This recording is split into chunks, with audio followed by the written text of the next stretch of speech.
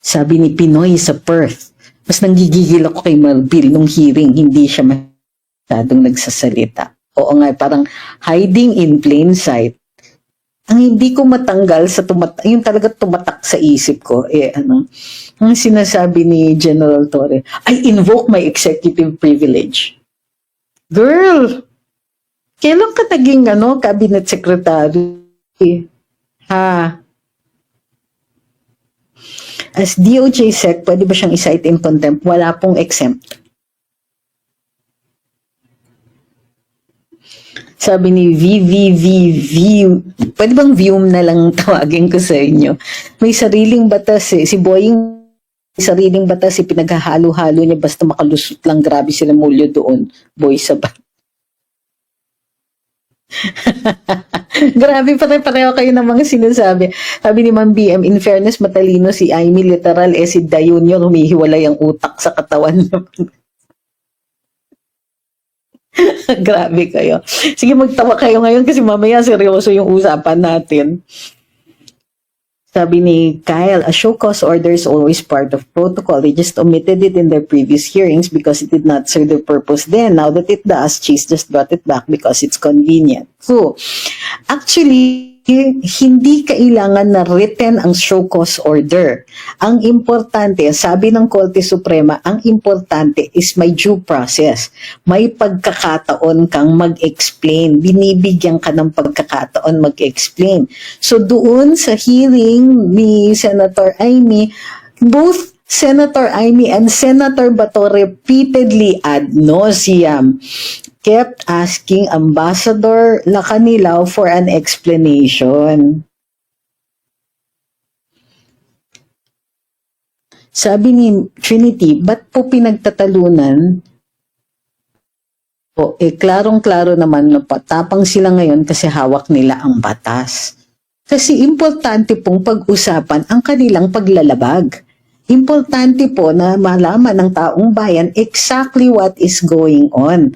Nang sa gayon, sa darating na eleksyon, tama ang boto natin. Hindi lang nitong 2025, muntik ko na sabihin 26, pero sa 2028 din. At para maging maliwanag na ang boses natin, boses ng taong bayan o ng ilan sa mga taong bayan ay maging mapansin din at maisumitid din bilang opinio juris. Kasi kanina pa po namin pinag-uusapan yan kaya hindi nyo siguro nakuha yung yung part.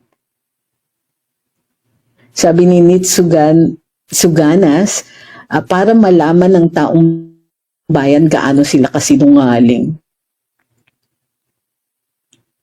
Sabi ni Ma'am Celine, parang di abogado si Remulla, nakaka-high blood. Mga sinungaling. Sabi ni George, ang angas nito, rin nakaka-high blood. Grabe. Parang ang feeling ko, naubos ang losartan. Tama ba yung, losartan nga ba yung sa high blood? Sabi ni Sir Dan, yes, I have 4 stray cats. They're currently sleeping. Do I have senator candidates who have negosyante sa Boracay? May tinigok na foreigner. O, ayan. Sabi ni RM, pag sila ng mayayaman nakakaranas ng hindi maganda, tsaka sila mananawagan ng magkaisa. Eileen Chuck, magkaisa tayo dyan. Nakikipagkaisa ba sila? Pag sinasarahan nila yung mga communities nila, tawagin na gated communities. Yun yung problema dito sa Pilipinas, gated communities kayo dyan. Para Para hindi nyo makita yung mga taong naghihirap sa labas. So you don't have to do anything. Ang ginagawa lang nila, pinoprotektahan nila sarili nila dun sa mga kampas lupa tulad natin. Ay, nako. Gated communities. Tapos pagka naapektuhan na, ay, we're united. We should all be united. Even with the hampas lupas like us that you keep out of your communities. Talaga lang. Sorry. Hindi ako galit sa mga mayayaman. Pero galit ako sa mga kaplastikang ganyan. Mananawagan ng pagkakaisa kung kailan sila na yung natamaan. Pero before that, they won't treat you like an equal. Now they want to be equals with us. Che.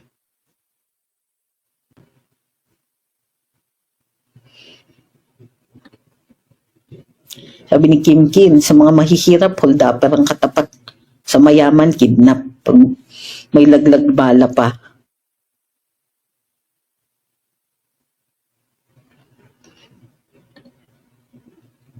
Sabi ni ni Hater of Monsters, this admin is pure denial. Ay, pure PR. Sa lahat ng kriminalidad at pagbabagsak ng ekonomiya. So ito na naman, rising crime rate or crimen na naman yung issue. Ano na naman ang isusukli nila sa atin? PR na naman. So magsasalita ang PNP. Ay, ito yung mga may sala dyan. PR pa rin kasi Pogo, nabanggit pa. Enough na ba yung ebidensya ninyo para erase yun?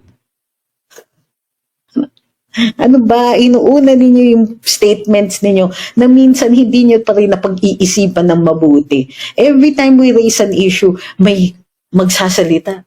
So, ito ang ginagawa namin. Intay-intay kami ng ilang buwan. Either hindi kami magiging masaya sa resulta o walang resulta yan. Tagaan nyo sa bato.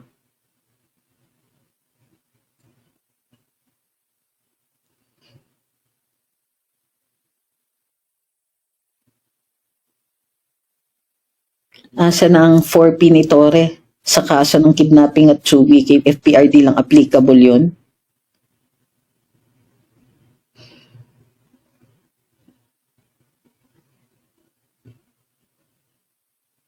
Banatero Marlita says, ang pinakamasakit sa lahat yung mga durugistang pinaglalaban nila pero yung mga biktima wala man lang nagtatanggol.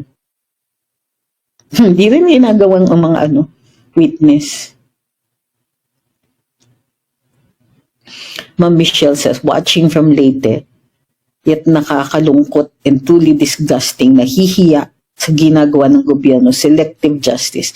I regret having voted for Bongbong. I'm looking forward to Sarah's run in 2028. Good luck, attorney. Keep going po.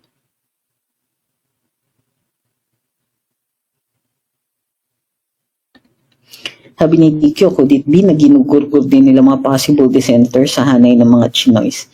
Wala pa akong enough evidence to support that theory. But right now, anything is possible in this stupid government. Sabi ni Lyrene, araw-araw ang daming news about sa unaliving, road rage, bullying sa school, ambush at yung mga bata na nagnanakaw at marami pang ibang krimen. Yeah. Hindi ako magugulat kung naaanod na talaga ang mga pulis natin. So, nangyayari yan dahil ang taas ng level ng korupsyon. Taas ng level ng korupsyon. Tingnan ninyo, 2024 and 2025 budgets lang. Bilyon ang pinag-uusapan dito. Bilyon ang natanggal natin sa ekonomiya. Bilyon ang hindi na umiikot dahil nasa korupsyon na. O kaya pinamigay ng maliliit na amounts. Ewan ko ba?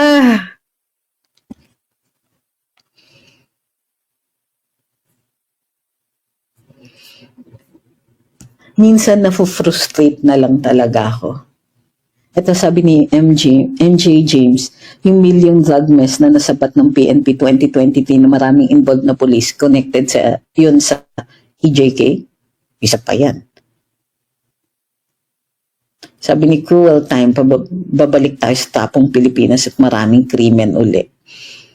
Parang panahon nung tatay nung isang nakaupo dyan.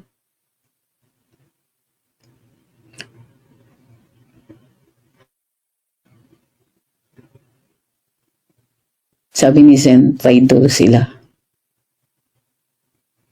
Yun na nga eh. So ulit, babalik tayo ulit. Free speech ulit. Tuloy-tuloy. Tuloy-tuloy natin. Kailangan, we have to band together. We have to. Kailangan nabibilang tayo. Kailangan nakikita nila. Pwede silang magbingi-bingihan eh. Pwede silang, hindi na ako magbubukas ng social media. Pero kung sakali nakikita nila, every Friday maraming naka-green. Di man lang tayo nagsasalita pero naka-green tayo. Isipin nila. Matatakot sila sa dami natin. Sabi ni Ma'am Karen, puro lang kasi optics, and lies ang admin na na to, all hallucinations. O di ba lahat naman nakikinabang sa pulisya ng peace and order, rich, poor, pinks, critics, etc. Asan ang galing ni Torre? Sana kung gaano sila kagaling sa KOJC, vloggers at mga Duterte, ganun din sila kagaling sa mga kriminal at magnanakaw ng pera ng taong bayan. The rich will never be safe in this admin. Better mag-migrate sila. Kung law-abiding nga ay ginigipit like the vloggers, no one is safe.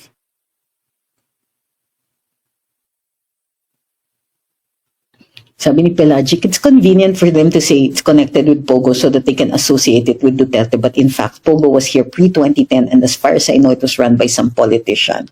Uy, salamat kay Ni Lopez for the gifts. Kay Arman67 din po, maraming salamat po. At kay Bingsky. Kay Janby din po. Uy, salamat.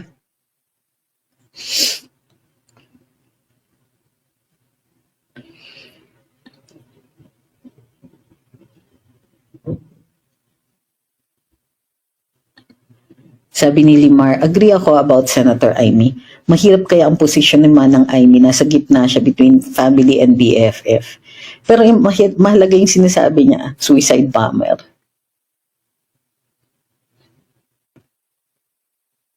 Sabi ni Armo, buti pa si Kerwin Spinoza, binigyan na nila ng attention, relieved agad ang chief of police sa kanila.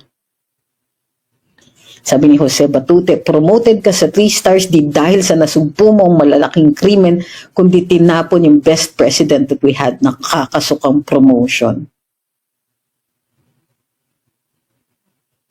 Sabi ni Carlito, nagsama-sama na oligarko, komunista at sindikata. Ano kayo mangyayari sa mga susunod na henerasyon kung ganito sistema ng gobyerno? Kaya nga, keep speaking out. Alam niyo kung bakit? Yun ang ayaw nila. Gusto nila gumawa ng krimen, pero ayaw nilang mailabas. Hindi nila kayang i-claim na, ay, kami gumawa niyan. Kasi nung una, di ba, parang si General Torre, kayabang-yabang yung alasta niya. KOJC, nahuli niya si Pastor Kibuloy. Wow, nakahuli ka ng pastor. Grabe sa ano. At saka, you're the first person who stretched the meaning of a warrant of arrest to the point of incoherence. And then, kiyabang mo, yay, napadala niya si PRD sa Hague. He's responsible for the serious mental health issues of so many of us.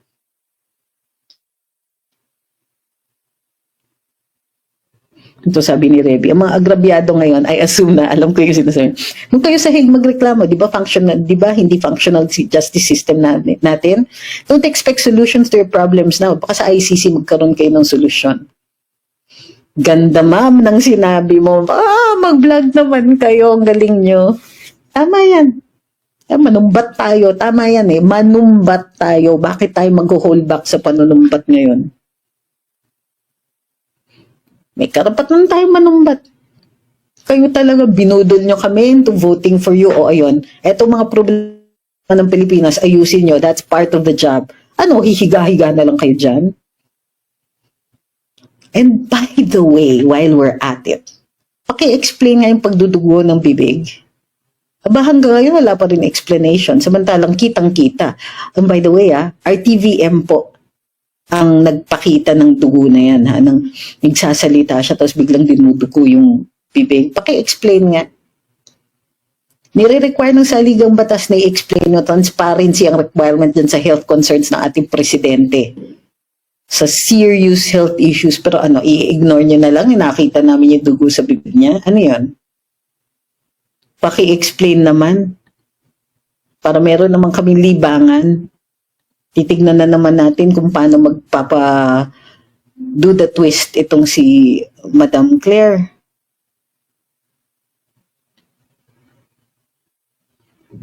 So, di ba, nakaka-istorbo. Ito sabi ni Ma'am Christine, so gross the bleeding so much it colored his lips and was about to pour over. Eek.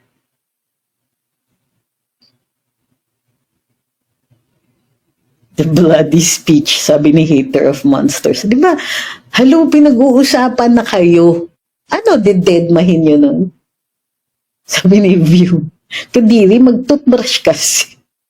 Alam mo, panghampas lupa lang yung pagtututbrush na yan kasi we have to prevent tooth decay. Mahalang dental services dito sa Pilipinas.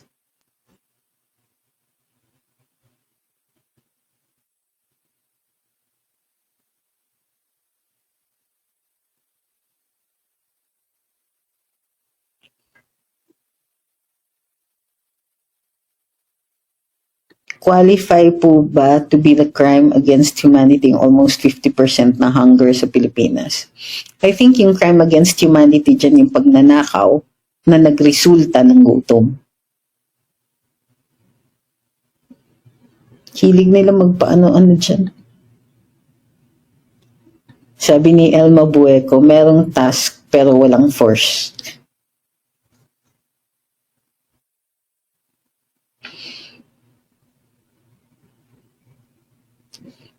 Sabi ni Ma'am Jocelyn, oo nga, walang explanation si Aling Claire about dyan sa pagdudugo nakita sa bibig ni BBM. Sabi ni Romel, yung hair follicle na plus ni FL, ano po yun? Wala pa po kasi, I mean, I've seen the story going around but I have no evidence that would merit me to comment on it yet eh.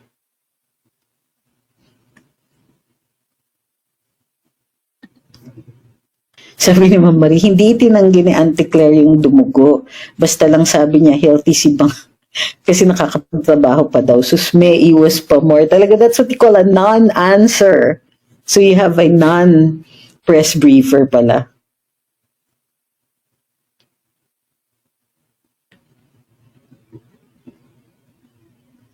Sabi ni Esmeralda, ang sabi ni Amo, yung dugo baka caused by tartar. Pero more suspected na sobra sa paggamit ng bawal na you know what. Alam mo, either way, kadiri, di ba? Bakit ka magkaka-tartar build up? Ilang araw ka di nag-toothbrush.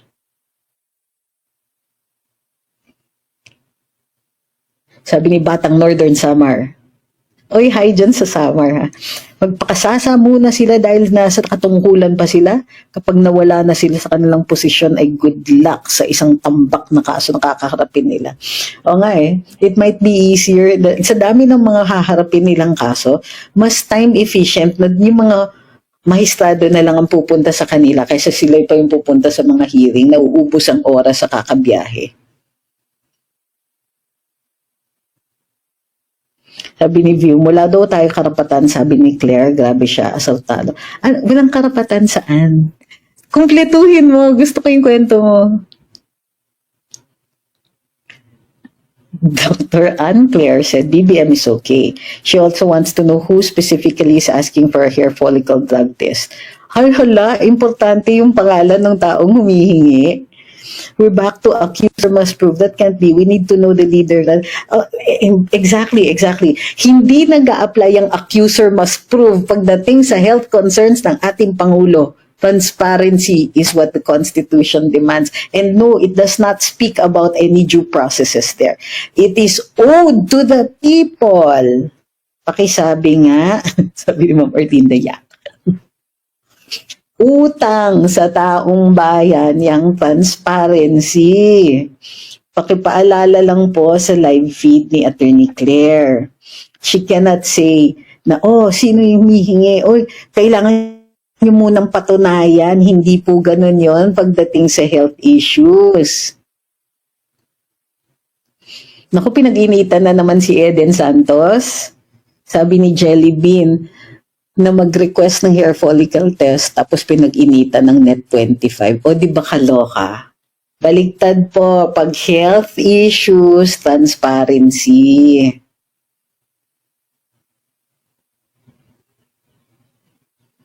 Sabi ni Ma'am Janet, sa tingin ni Auntie Claire, sa tingin niya po, okay naman si BBM. Sabi ni Sherwin, ang layo sa'yo, attorney ng press sec ka sa talaki. Iba lang po kami ng style. Pero ang feeling ko ganito. Naalala niyo nung umalis ako sa Malacanang. Sabi niya, after several weeks, wala pa rin press secretary. Sabi niya,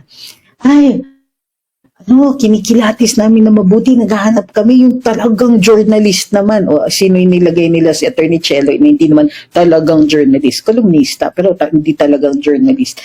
So ngayon, naghanap sila ng mag-brief sa media na abogado at saka vlogger din. Does this sound familiar? Sino kaya yung abogado at vlogger din na naging press secretary? But they think kasi that pwede nilang i-box ng ganon. Hindi eh. I'm not saying mas magaling ako. I'm saying is that they're using the wrong criteria.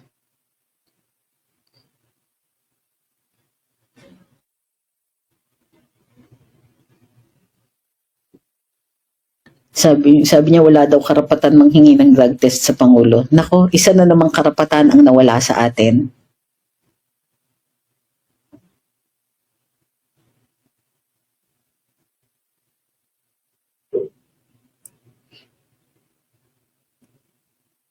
Sabi ni Brutal Canton. Ang cute na name mo.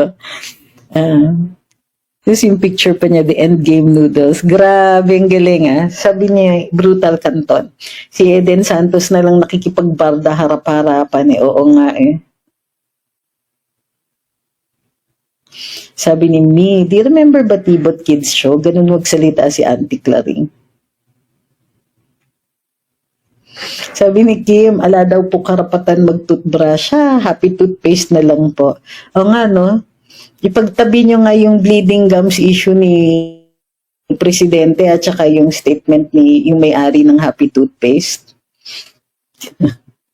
Alam mo, parang ang feeling ko, may Diyos talaga at saka nakikipagbardagulan ng Diyos. Feeling ko lang po yan na huwag magagalit yung mga yung mga striktong, saradong whatever religion. Pero 'di ba?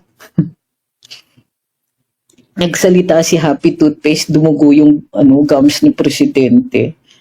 Parang, ano ba yan?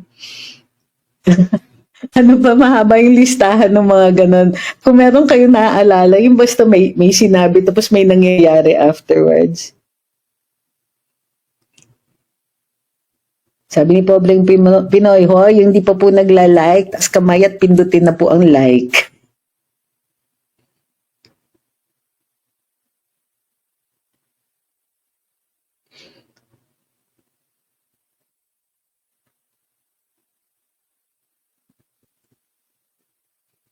Finn says, bad trip na dati pa si Auntie Claire sa reporter na yun. Kay Eden. Kaibigan ko yan, oy. At siya yun, bahagi din siya ng Malacanang press corps nung SEC ako. Hindi ko naman siya problema. Natatawa lang ako minsan sa mga katanungan niya. Pero very enthusiastic talaga. Diyan naman ako believe kay Eden at matagal na kami magkakilala. Kino-cover niya nung nung abogado ko sa mga court martial. Naku.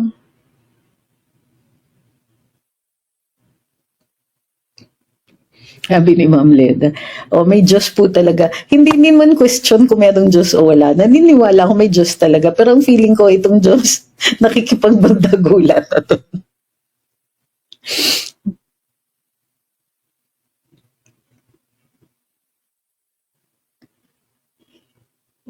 Oh my gosh, sabi ni Batang Northern Summer, mabaho po ang ganyan kapag dumudugo ang gilagid. Lilihis ka talaga kapag naamoy mo yung ganyan.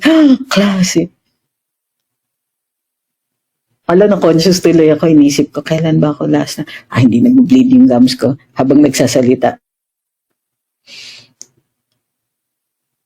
Yun, tama, 5,500 lang kung sasabihin ni Pangulo. 5,500 flood control projects, tapos babahain. Diba? Feeling ko nakikipagbarda rin ang Panginoon.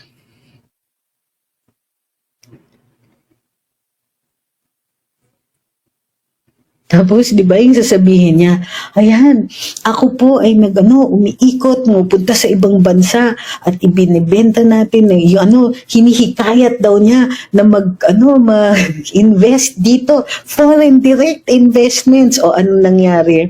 After 2 years, sinabi na mismo ng DOF na kahit isa daw po, walang nahikayat ang presidente walang kahit isang foreign direct investments na ibinunga ng mga foreign Gusto niya.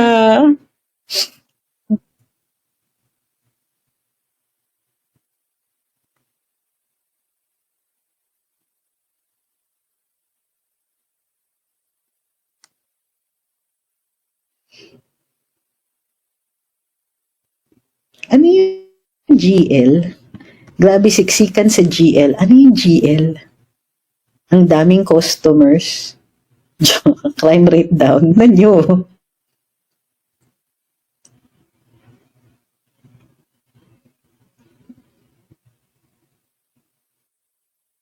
Yun yung totoo. Nandito ko sa Cebu at kinuwentuhan ako. Hinarang daw pala po talaga ang ni presidente at natatakot po siya na baka sugurin sila ng mga taong galit. Nakukuyugin sila. Ay, gusto ko yung ganyan. Matakot kayo sa taong bayan.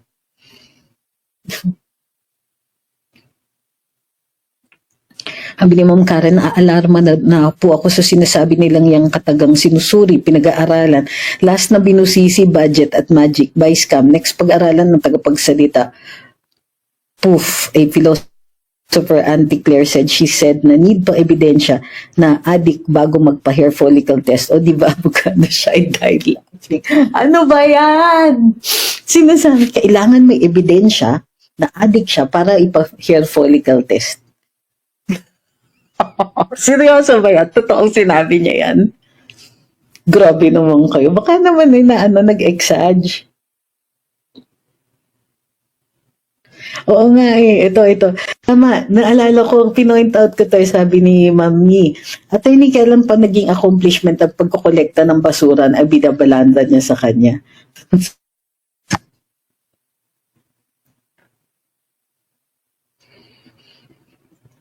Yun, isa pa pala yun. Sabi ni Ann, wala daw baril, wala daw bang-bang, wala daw yung thing na pang bang-bang, yung mga nag-raid sa KOJC. Tapos, syempre, lumabas yung video na, ayun, malalaki pa ang dala nila.